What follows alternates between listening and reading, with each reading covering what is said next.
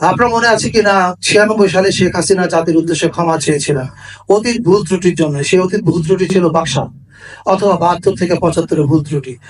আহ 72 থেকে 75 বাংলাদেশে বা পৃথিবীতে সোশ্যাল মিডিয়া ছিল না, এরকম ক্যামেরা ছিল না, ডকুমেন্টস ছিল না। আমরা যা শুনেছি মানুষের কানে কানে, বাবা দাদা তাদের কানে কানে। এখন যা ঘটেছে সব ক্যামেরার সামনে। ফলে এইসব তথ্যের যে পাহাড়, সত্যের যে বিশাল উচ্চতা, এটা ডিঙিয়ে ফ্যাসিবাদ ফিরে আসবে এরকম কোনো আশঙ্কা আমার নাই। তবে আমার আশঙ্কার জায়গাটা হচ্ছে আমাদের অনৈক্যের জায়গা।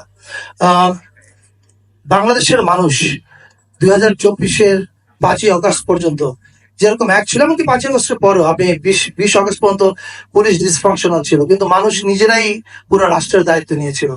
ওই ঐক্য যদি আমরা ধরে রাখি, 1 বছর না, 2 বছর না, 5 বছর না, অ্যাটলিস্ট নেক্সট 10 ইয়ার্স, আপনাদের মধ্যে পলিটিক্যাল ডিফারেন্স থাকবে, তর্ক বিতর্ক থাকবে, ঝগড়াঝাটিও থাকবে, কিন্তু পলিটিক্যাল স্টেক হোল্ডার্স যারা আছেন তারা যদি নেক্সট 10 ইয়ার্স বাংলাদেশের একটা ঐক্য ধরে রাখতে পারেন কয়েকটা প্রশ্নে, স্বাধীনতা সার্বভৌমত্বের প্রশ্নে এবং আওয়ামী লীগের অত্যাচারের প্রশ্নে, তাহলে আমি মনে করি যে ফ্যাসিবাদ ফিরে আসার কোনো আশঙ্কা নাই।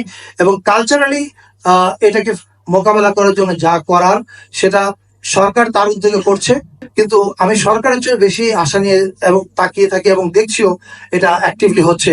সেটা হচ্ছে জনগণের নিজস্ব অংশগ্রহণ।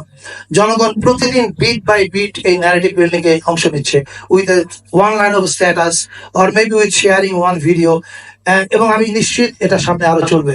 ফলে আই হোপ শহীদরা যে উদ্দেশ্য নিয়ে জীবন দিয়েছে, 16 বছর বাংলাদেশের মানুষ যে অত্যাচার, গুম, খুন, লুটপাট এগুলোর ভিতর দিয়ে গেছে, এটার পরে আমরা একটা নতুন বাংলাদেশের দিকে যাব যদি আমরা সবাই এক থাকতে পারি।